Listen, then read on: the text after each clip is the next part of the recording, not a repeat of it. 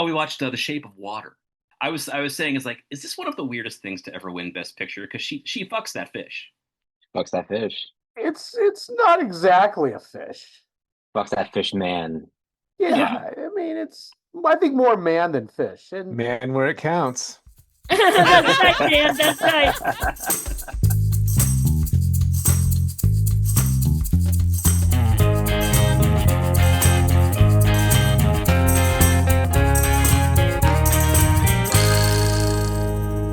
Welcome to the Quicksand Club podcast, the podcast where we discuss every topic worth discussing, one at a time. Our topic this episode is theater.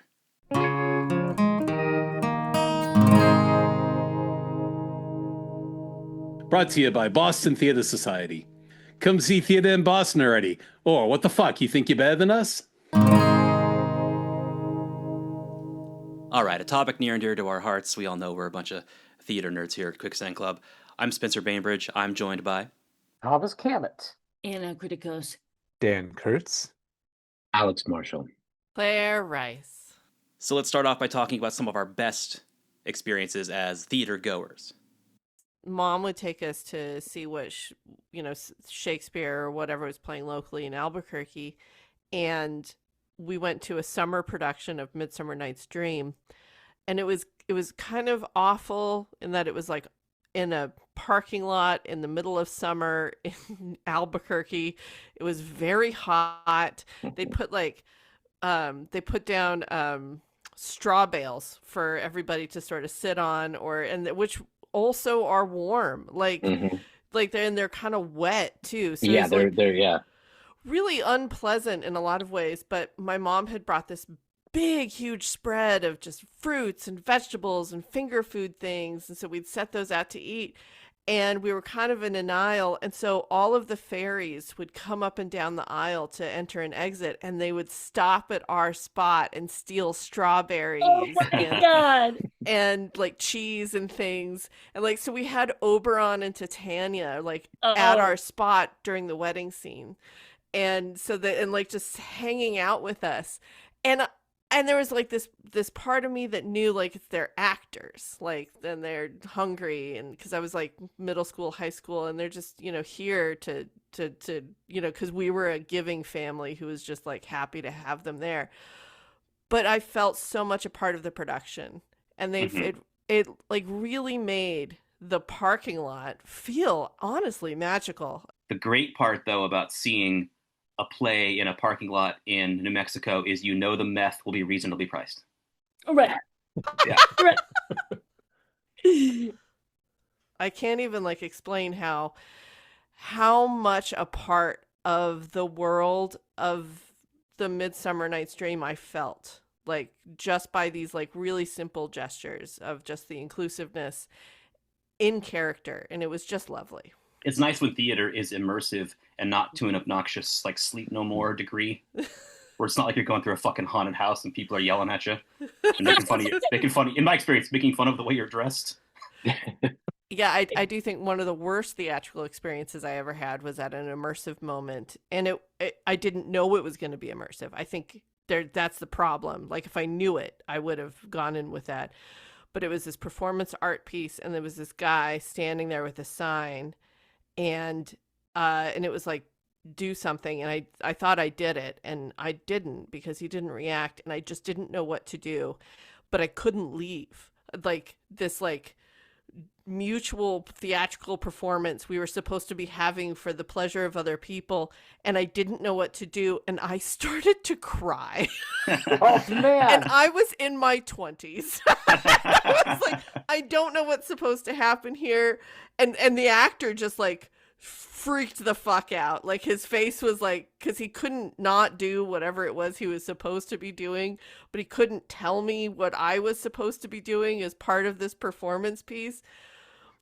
It was awful. I felt horrible the whole time. And then it turned out it was really simple. I just had to turn around and hand him a beer. It was, the whole thing was weird. Well, you fucking blew it is what you did, Claire. I cried too. But people are super touchy in those immersive shows. When I did that SF Speakeasy, there was because I was like a bad guy, and in that casino area, and there was a casino for the audience at home.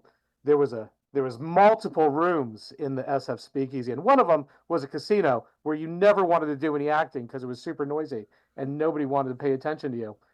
But I was a bad guy, and people were like, they would hit me and like kick me underneath the table. And like, I remember once I was doing my monologue, and this lady was like, "Boo, boo! What are you gonna do? What are you gonna do to me? Huh?" Oh my God, it was the worst. There was a lot of drinking in the audience at that show. Yeah, there definitely was, and They pushed it real hard because it was a speakeasy. Yeah. That's what you're supposed to do. Cocaine baggies at the end of the night were all over the place. The creators are kind of asking for a rowdy ambiance if they advertise it as a speakeasy. Oh, yeah. Oh, yeah. But isn't that not what we do it for, people? You know, that kind of cathartic, in your face, whatever. Let's cry, right? Claire, let's respond. Let's get into our bodies. Mix Get it up. uncomfortable, right? Yeah. It's exciting for an audience member. I think it could be a little scary for a performer because people can get, sometimes the boundaries are a little bit difficult. You ever been to the Terror Vault in San Francisco? Yes. You could pay extra for a collar around your neck where the actors interact with you. The first time I went to that, the interaction was really crazy.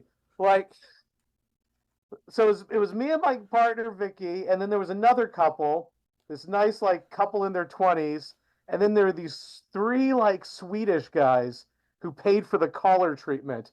And in one of the rooms, there was like a bouncer, and he takes one of the guys and he puts him on his knee, and he's just like rubbing his crotch in his face, and the guy's like put his hands behind his back, and I'm looking at Vicky, I'm like, oh my God, we're about to see a blowjob. This is so crazy. This is the craziest theater I've ever heard of. We're about to see a blowjob. They didn't pay extra for this. Yeah, they paid extra for this, not me. And I'm looking at this young couple like, this is not what you guys signed up for at all. You guys are never going to see the theater again. You're the audience that we need, and you're disappearing. But Tavis, maybe they're hooked. Maybe they see that fellatio to be, and they say, "Damn, this almost all theaters are going to be disappointing after that." Yeah. And those three Swedish men were the Skarsgårds. Okay. But Tav, I don't mean to disrespect your experience, you know, like you're out there a soldier on the front lines, taking the hits on the chin from some drunken bag, you know. Yeah. Sad, but also that's made you who you are. No, I know. What an experience. You don't get those experiences very often. Yeah, I can't even handle it. I couldn't even handle it when I would like MC shows and someone would yell something out. It would completely throw and rattle me. I'd be like, yeah, that's not how it goes. Yes. Yeah, it's pretty annoying, but you know, you're not going to have those experiences too often. I'm generally pretty happy that theater now has evolved sort of so that you can take a drink into the theater and you can enjoy it. And it seems like they're encouraging people to get about 2 drinks in. And I think that's been really great for audience response and just kind of general loosening up. But boy, once you get past that. Oh yeah, 4 drinks is bad. Once you get beyond 4 drinks, and audiences are definitely getting a little bit more like they feel like, oh, I'm here in person, so I might as well be interactive. Like I might as well tell those real people up on stage what I think, because unlike when I'm watching Netflix, they can actually hear me. So I got to take this opportunity. Yeah, I mean, this show, this Angels in America, has been going on for like 4 hours, and I'm shit-faced, and I'm just going to say whatever comes into my mind. That's what they want me to do, right? Man, now I really want to see someone heckle, like, you know, Wagner. Like, I would really like to go to the Ring Cycle and have someone just say, "She's your sister. It's gross." I haven't understood a word they've said. What? I thought he was a dwarf. You're all Nazis. You're all Nazis. You're all Nazis. I don't like you. It's like Mystery Science Theater for opera. Why hasn't that been done yet? There's only one time I ever wanted to heckle, like a live performance. I in general, I'm very I like to be quiet. I laugh very loudly, which I feel like can be annoying. Yeah, you're a good audience member. No, that's why we love having Claire in the house. We love having Claire in our shows. Yeah. I don't know. It's very bad when you expect me to laugh and I don't. But the silence is deafening. Whoa, that joke went nowhere.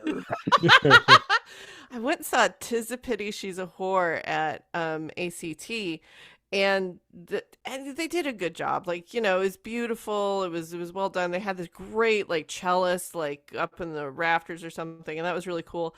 For the most part, I don't like the script, so it was just whatever. But also, Impact Theater had just done a production of it, which was really vibrant because it was cast age appropriately. Everybody was the age they were supposed to be. They were young and sexy. And here it was the literal 40-year-olds were playing teenagers on stage. and there's this one moment, this girl, she's falling in love with her brother who she's never seen before. She's, Juliet in a balcony sort of looking down at him, just falling for him. And her dad is like, "Oh, get her away from the window. We can't let these two get together." And I wanted to yell at the stage, and I literally had to stop myself from going, "Just let her have something. She's almost done." And it was just because I was so annoyed with the production itself, and it was such a jerky, horrible thing to say, but it was like, I think it would make the production better if I said this loudly. You would have been one of those people who think they're actually helping. Yeah, I would have. Yeah. I absolutely would have. I wasn't even drunk. One of my favorite memories of the theater is about 2013 or thereabouts. I saw a production of Harold Pinter's No Man's Land at Berkeley Rep with Sir Ian McKellen, Sir Patrick Stewart, and Lord Billy Crudup. I think I had a friend who worked there who got me tickets, and it was an awesome show. I hadn't seen that play. It's a great play. And I got to see these living legends, all these great actors. And then the friend said, "Hey, stick around afterward, hang out in the courtyard next to the theater, because Sir Patrick likes to schmooze. He will come out and talk to people." Ian McKellen, straight to the hotel. Billy Crudup, straight to the hotel. That's fine. They need their rest. I don't blame them. But Patrick Stewart loves to come out and talk to the people. So we hung out in the courtyard for just a few minutes. And then Patrick Stewart walks out, and he is a much tinier man than you would imagine. He is a tiny little egg-headed fellow, and he was so nice. And he was so nice. And he came and I said to my girlfriend at the time, I was like, "What will I say to him?" She says, "What does any actor want to hear? Just say you loved the show." And I was like, "Oh, of course, yeah." So Patrick Stewart walks over to me, and he's like, and I extended my hands, and I said, "I love the show," because I did.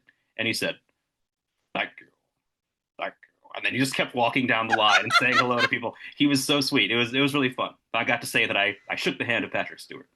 I think I was working there during that show, actually. And I remember when I first saw it, I was confused for a second because Patrick Stewart at the time had his hairpiece on, and it was so good, that hairpiece. I'm like, okay, well, that's McKellen. Who the fuck is this guy? Oh shit, that's Patrick Stewart. I just never seen him with hair before, and it was so. I was close to the stage, and I was just blown away. I'm like, it's a gorgeous hairpiece. That is a Connery level hairpiece. It was, yeah, better than Connery. That's cool. I was thinking someone else in this group must have seen or been in the vicinity of that show, because we all lived in the Bay Area in 2013, didn't we? Mm-hmm. And we're all theater people. I saw that one. Yeah, I don't think I could get tickets for some reason. I think. I couldn't get tickets, but I tried a lot to go to restaurants when I would hear that they were near them, because I lived downtown Berkeley during that time. So I was only a few blocks from the Berkeley Rep, and so I'd be like, "Oh shit, I hear they're at Kamal. I'm gonna go to Kamal. Let's see if I could be stupid and try to sit next to them." What's the most obnoxious thing you could do is stand across the street and yell, "Picard, Picard, I'm the Borg. I'm coming to get you." Make it so. Make it so. Having met him very briefly, I think he would have loved it. He'd have been like, "Yes, make it so. That's a Star Trek thing. Yes, I know. Thank you." I remember doing that line. He was brilliant. I mean, the way he moves is like he's a little panther, so present, so alive. He's cat-like. He's cat-like. He's very svelte. As a svelte man, as svelte can be. When I was 21 or something. The first time I went to Edinburgh, the Edinburgh Theatre Festival, I saw Seth Meyers do an improv show before he was famous. Funnily enough, I was outside talking to him when he got the call from Lorne Michaels. In Whoa. fact, you could say I'm the reason he got the phone call. I could and I will. I was so boring to talk to, so he answered his phone.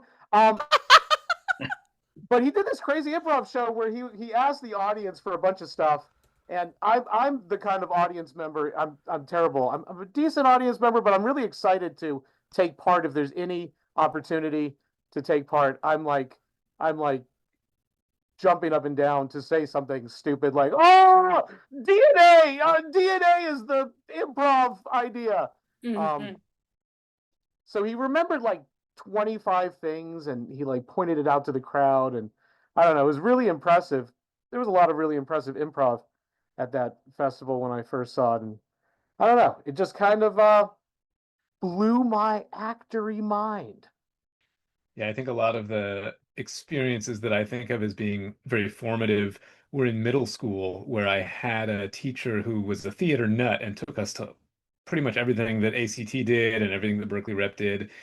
And like, I remember, when I think about that, I'm like, yeah, like seeing Angels in America, like the first version of it in San Francisco was amazing. And yet it's probably not true because I was in 8th grade. I didn't understand any of what was going on except for the stuff that I did understand. And I was like, whoa, that's happening on stage. Okay. But a lot of it, like, You were a big Roy Cohn head. yeah. You were really into it.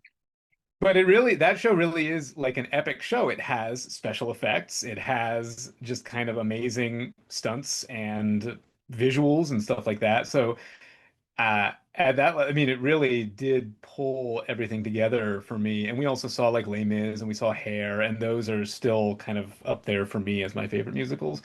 But it's interesting to think that like I consider them formative now, but back then, I mean, I certainly enjoyed them, but I also didn't understand like half of what was going on, which I think is maybe the mark of a good play, is when even a kind of clueless middle schooler can really enjoy it, even if they don't get the intellectual sophistication that you're trying to get across or whatever. Because I would think that Dan has been working on that, like ever since, because you were able to, and because it was like the skill of it was able to like entice you to pay attention to it. So even if you didn't get it, you were still like taking it in. Mm-hmm. Well, yeah, it is interesting how a lot of this stuff isn't really. I mean, I didn't understand any of the books I read in university, and I went to university for theater, and I have the books, and I look at them now, and I find them so fascinating. But when I was in university, I'm like, I'm not going to read this crap. I'm just going to imagine, and that'll be good. And you were in the UK, so you're legally required to call it university. Oh, yeah. Of course. College is something completely different. Right? Yeah, absolutely. It's I true. was at university. Where exactly did you go to school? Oh, I went to University of Exeter for my bachelor's degree in theatre, and then University of London Goldsmiths for my master's degree in performance. So Tavis, you went from Exeter to the Exit. Oh, yes. He did. See, this is one where I'm looking at Claire to laugh. I really need that, and I'm dying. There we go. All right, The tried, sorry. tested method of I shall call you out to laugh. Claire Rice. I had a lady come up to me at intermission at a comedy show that I wasn't laughing at.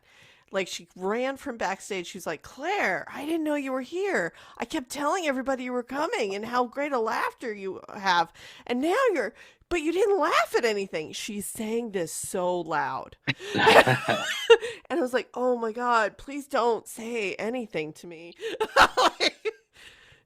I felt really awful. Well, you didn't do anything wrong.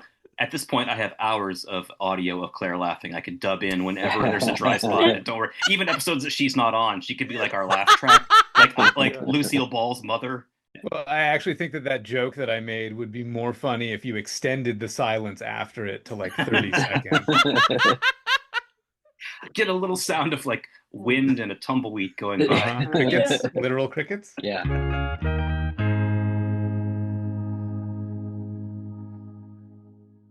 Brought to you by Koopman's Quiet Dinner Theater, the best in local live theater with the quietest plastic cutlery in town. All right, let's talk about some of our worst experiences at the theater. What do we got? I mean, I have a lot of bad theater Yeah, right. experiences, What's but a your lot favorite? of them, a lot of it is, there's bad theater there's theater that's bad because it's community theater, and you're not expecting it to be a world beater necessarily. And there's theater that's bad because someone like has something that's very important to them to say, and they're really just putting their whole heart into it. And you can't really fault that, even when it just doesn't land, or it's just the worst. It's just really hard to sit through. But I was in a show that in Toronto, and the other nice thing about it being in Toronto is that I don't think anybody listening will, be offended because nobody was involved in it. And it was yeah, it was a stage reading by this guy who wrote the script and wanted to put it on, and the script was, I mean, it was just so bad. It was like, God, I don't even know where to start, man. It was like something like, there was this evil sort of domineering patriarch who had a wife and didn't treat her very nice, but was also just a total loser and didn't really have a job. And so the wife was secretly like a prostitute and was supporting their family by being a prostitute. But she was still trapped in this marriage. Uh, and it was called Cage Without a Key. Christ. Uh, Dear Departed Piano Fight in San Francisco sometimes did this show called Short Lived, which was a competition of short plays, and the audience would watch like 6 short plays in an evening and then vote on their favorite, and then the winner of each round would go on to like a tournament of champions and stuff. And as you can imagine, the vast majority of these short plays were comedies. One time I was competing, my parents were kind enough to come see the show. It was a bit of a long drive. Unusually, one of the plays as part of the same program as mine was a drama, and I can't remember the exact plot, but it was very serious, deadly serious. And I remember it involved a guy who like did something terrible, who went to go see his priest to give confession, and then their talk starts to get weirdly intimate, and then they beat off together. Oh, And this Yeah. all happens on stage in the piece. And and then wait, my they don't play. get their penises out though. No, but No. there's rustling, there's rummaging under clothing Uh-huh. and orgasmic sounds and faces, Oh and God. it was just excruciating. Oh, I feel so bad for these actors. Well, yes, but I feel bad for me because I had to watch it sitting next to my No, parents. the actors had to do this in front of their They parents. did. I felt bad for them every night, but I felt even worse for me. So we had to watch this, and I knew that what was going to happen because I'd seen like a rehearsal, and so I told my parents beforehand, and I could just see on their faces like, "Oh, we drove all the way for this." Oh my God. But that was a great play you did about the serial killers. That was the same show, right? Serial killers? Was that same year that you were I in? think so. I think so, yeah. And Dan, yes, Yep. Yes. Dan played Ted Bundy, and I sure did. Anna played Alien Wernos. It was about the place in hell where serial killers go, and no one beat off. Yeah, I was gonna say that's a nice double feature with the masturbating priest. Oh man, those are tough. Those are tough moments as an actor. You're just like, especially for something like that, I would just be like, those are when you're like, can I see the script first? What do you plan on having here? And I don't get paid. Tavis, you get the chance to express. Yeah, those are tough moments to express. There was that. You express your love of masturbation. No, the master. I mean, I've simulated masturbation on stage before. I guess. Was it part of the show? Yeah, but no, it's definitely a part of the show. Just shut up.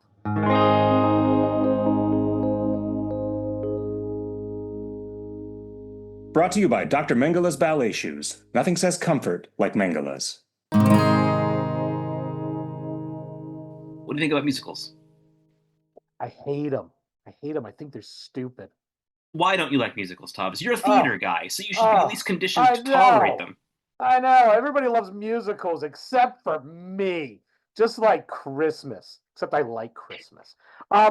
mu- I just find them really just the whole let's explain tons of what's happening in a song and a dance. Like it just bothers me. Like this is serious stuff, and now we're singing and dancing, and now it's done, and now we move on to the next plot point. I'm thinking about this, Tavis.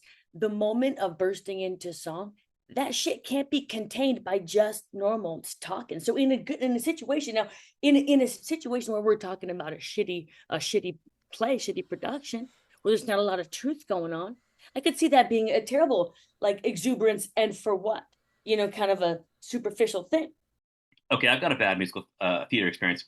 So back around 2005, there was a new musical based on the life and music of John Lennon, and it previewed in San Francisco before moving to Broadway pretty briefly. I gotta say, it did not last long. But I saw the preview in San Francisco, and it was and I'm a huge Beatles fan. I love John Lennon. It was so bad. It like if you ever wanted to see actors dressed in all black like they're in fucking Mummenschanz and singing John Lennon songs while doing jazz hands, this is the show for you. But it was fucking horrible. And the conceit, which apparently they retooled by the time it got to Broadway because everyone hated it, which is that we're all John Lennon. Oh. Yeah. So the entire ensemble, who again were all dressed identically like mimes, would sort of trade off playing John Lennon in every scene, which only had the result of being confusing. So it's like, so this lady is now John Lennon, and it was so its failure was easily predictable. It was very bad.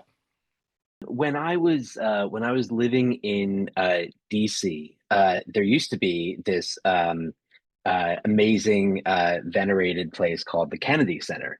And R.I.P. R.I.P. It truly was like it was like the building is gorgeous. The experience is fantastic. It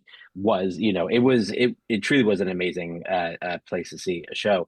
But I remember I'd only been in DC for a little while, and my girlfriend was wanting to take me. She had season tickets to the Kennedy Center, and I left theater for a while, and I was just like, fuck theater, I'm done with this, whatever. I was really sort of, in the mood about it. And so she was like, no, I want to go see it. Like, the show's gonna be great, and it was like, I think it was, they were doing a tour of, I want to say it was like Little Shop of Horrors. It was Little Shop of Horrors. That was what it was. And I was like, okay, I like that show and everything. And then, it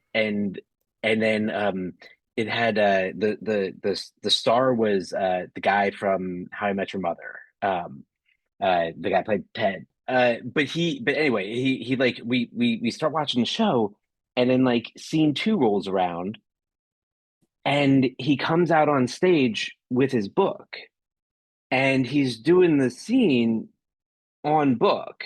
and then the plant comes out, and it starts off as like not a plant, but it's like it's a dude on a rolly chair holding a little fake plant, and he's also on book. And like I'm looking over at my girlfriend, and she's like, I have no fucking clue what's happening. This is a professional, I promise you. And we wait till intermission. I'm like, is it the first night? Are we in a preview? Like sometimes that shit happens. This guy was just filming a TV show. He maybe did whatever. Maybe he hasn't had time to learn all of his lines yet. Maybe we're on night 2. No, we're on city number 4. And and I was just like, what? And so it became more of the whole thing sort of became more of a like the two of us like looking on in horror at this train wreck on stage of people on book for a show they have been doing 4 months at this point, and like looking around the audience, and like everybody else is just like, yeah, and we're like, is it only us that can see the binders that they have in their hands? I don't understand. I've just made the choice that my character always carries a binder around. It's not because I don't know my lines. It's an actor's emotional choice. comfort binder. Yeah. I I just want to validate your experience because I decided I was like, oh, I want to see. So it's Josh Radnor, and I was like, Yeah. I just Googled right now, Josh Radnor and Little Shop of Horrors. The production photos show binders in front of the actors. It was truly a bizarre whole thing. Let's talk a little bit about a different format of theater. Let's talk about improv. I tried improv for a while. I eventually discovered the hard way that I was A, bad at it, and B, did not enjoy it. But I admire it when it's done well because it's extremely difficult. What experiences do we all have with improv? I remember living in Chicago, going to a friend of mine. She was doing classes at UCB and was doing different improv shows throughout the week. And they were doing her and some folks from the theater were at I don't know, like at some random tiny little theater bar because there are hundreds, well, there used to be hundreds of tiny little theater bars in Chicago. Like you just pick a direction and go see a show any night of the week. And going to see her in a show like before her group was up there was like a group of people that like were clearly like all the funniest people at their office or something like that, and it was absolute torture like and then like the contrast of seeing her like who'd been trained in this for years and everything. It was akin to that one year at the Olympics when somebody like conned her way in and just kind of like the break like, dancer. oh, that's what normal people do. Like okay, so like these athletes are incredible, and like true amazing improv folks are just amazing to watch. But like the amount of bad improv like that might be, I don't believe in an afterlife, but sitting through like truly bad improv for an eternity might be up there in terms of torture. I never really got into improv, and I regret it because, uh, you know, 10 or 15 years down the road, a lot of the people who kind of did nothing but improv, so I never saw them perform or anything, they started to do other plays and they started to sort of branch out a little bit, and they're the best actors that I know. The people that have been doing improv for forever are amazing actors and writers and comedy writers. Like Spencer, I don't know if you think that it improved your comedy writing at all, but man, it's just amazing to watch. Coming as a person who is generally terrified of speaking without thinking it over first, just to watch that in action, both as an art form, but then to see how it improves other areas. I really do regret sort of not getting involved in it more when I was younger. One thing that really hallmarks bad improv is when the audience is ahead of the people on stage. I'll never forget, I saw a show once, I think it was a student improv show, to be fair, where one person started the scene and called another person into the scene. And the first actor said, "Hey, Paul, would you like to hear my new song?" And the second actor said, "Okay, Steve, sure." And it wasn't a joke. He didn't understand the initiation that they were supposed to be the Beatles, Yeah. but the entire audience Yes. understood, and it got what they call a bad laugh, where the audience laughs, but they're laughing But now at he's you got to be because you don't Steve get with it. a Liverpudlian accent. No, he's like, "Oh, sure thing, Steve." Like, he didn't even pick up the fact they were supposed to be English, let alone Oh pick up my the fact they were God. supposed to be the Well, Beatles. one of them's obviously Oh. not English anymore. And the rest of the Oh. scene played to Oh, dead man. silence because they were not on the same page. When it goes well, it's pretty amazing. If you've ever seen a Herald before, when those go well, those long form pieces, you're just like, holy shit, they tied it all together. Yeah, Amazing. when it works. Yeah. Yeah, it's really like they're like talk about like having to like trust your scene partners and everything, because like like like it really is just it like the whole idea is yes and like building on whatever you're doing. And like there have been times when you get thrown in. I did a lot of like improv auditioning stuff when I was in Chicago, and there's a like every once in a while you get somebody up there that's a real like no butt, and you're like, all right, well then I guess we'll just change the scene. Like, all right, bro, I don't know that we know what you're doing here, but okay, sure, let's try and go with that. I was dating a woman who was trying improv for the first time, and they did an improv show. And again, like, the concept of yes and is the first thing they tell you in your first improv class. It's the building block. It's the main the thing. golden rule. Yes, exactly. The golden rule. And I went to go see my then girlfriend's improv show, and she initiated a scene by saying to her scene partner, "Hey, do you want to go shop for a Christmas tree?" And her scene partner said, "No." But it seems like a fun challenge, though. Like, oh, what do you want to do instead? Right. Also, it's not you can disagree with the character, but you can't. Yeah. So it's like but you have to add more information, or else the scene just stops dead. Yeah. But I feel like, and the way Colleen Breen is doing improv now is like, or the way she's been doing it, okay? It's just like this love base. So it's like, I love the other person, and I like want to make them, like she says, want to make you look good, but it's like this loving place, which I think that breeds some great improv. It can breed. I mean, a lot of the improv that I can see sometimes is just gonna make me want to, jump on a trampoline. You know what I'm saying? Through fiery pits of hell.